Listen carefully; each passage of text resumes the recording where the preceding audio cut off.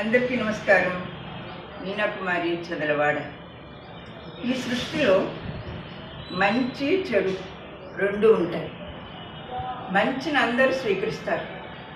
ఒక మనిషి జీవితం తలుచుకుంటే జీవించి ఉన్నంతకాలం ఎంతో మర్యాదలు చేస్తారు. మరణానంతరం అసలు ఆ మనిషిని ముట్టుకోరు, శవం అంటారు.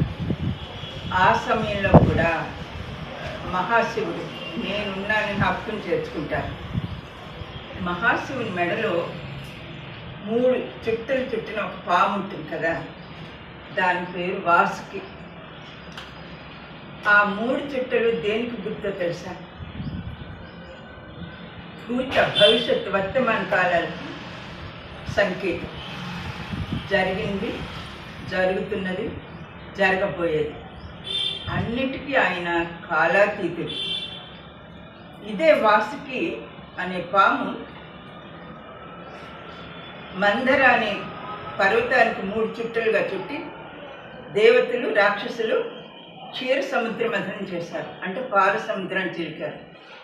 అప్పుడు అమృతం వచ్చింది, లక్ష్మీ అమ్మవారు, కామధేను, వీటితో పాటు విషం కూడా వచ్చింది.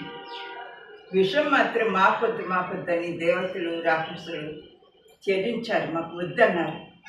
కానీ ఆ కాలపూట విషం భూమి మీద ఒక్క చుక్క పడింది అనుకోండి, అది ఒక యుగం వరకు భూమిలో ఒక గడ్డి పరక కూడా మలవదు. అలాంటి విషయాన్ని కూడా స్వీకరించారు మహాశివుడు. నీలకంఠుడయ్యాడు, సర్వాతీతుడయ్యాడు. మన జీవితంలో కూడా మంచి చెడు అన్నీ వస్తుంటాయి. మంచినే కాదు, చెడుని కూడా స్వీకరించాలి అని ఈ వీడియో ద్వారా నేను తెలియజేస్తున్నాను. ధన్యవాదాలు. మీనాకుమారి చదలవాడ.